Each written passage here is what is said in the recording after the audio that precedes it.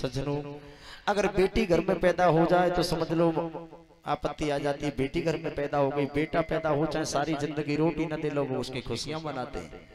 मैंने आपसे पहले दिन की कथा में ये कहा था, लोग कहते हैं बेटे से नाम चलता है, और मेरा व्यक्तिगत मानना यह है कि बेटे से नाम सदैव कटता है। बेटे से नाम कट जाता है, मालूम है पिताजी मर जाए तो साहब 13 दिन नहीं होते, 14वें दिन तहसील में जाएगा और कहेगा पिताजी का काट दो संपत्ति में और मेरा चढ़ा दो। 14 दिन नहीं हुए, उससे पहले पिताजी का नाम कटवा दिया।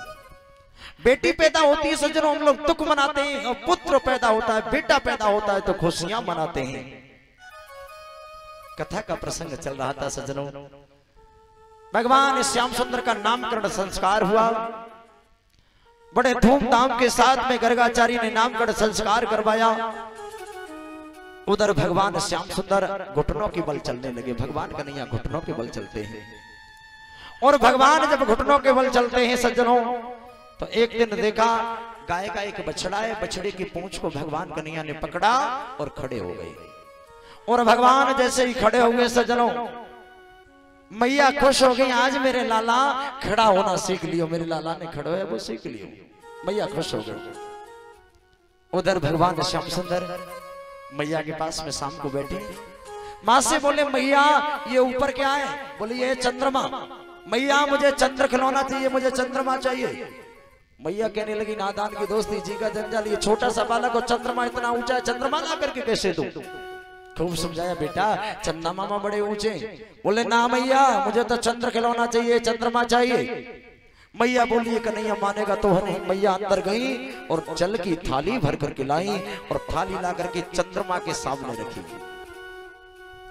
चंद्रमा के सामने लगी, चंद्रमा की परछाई उस थाली में पड़ी। भगवान सोचने लगे चंद्रमा, चंदा मामा उतर के आ गए और भगवान थाली में हाथ मार मार करके खेलने लगे। मैया ने भगवान को संतुष्ट कर दिया। इधर सज्जनों भगवान श्याम सुंदर मैया से बोले मैया बताओ भैया के साथ में गाय चराने जाऊंगा।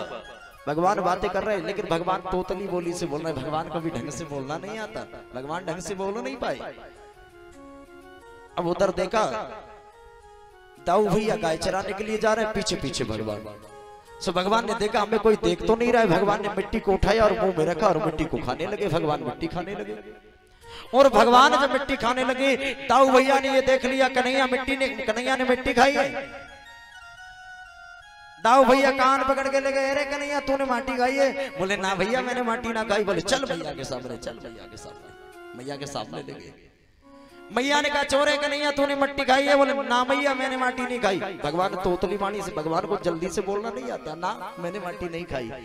मुंह फाड़, जैसे मुंह फाड़ा सारा विश्व ब्रह्मांड भगवान के पेट में। मैया खड़ी की खड़ी रह गई। मैया ये सोचने लगी मुझे लगता है कि मैं कोई फिल्म देख रही हूँ या कोई नाटक देख रही हूँ, ये सारा संसार इसके पेट में।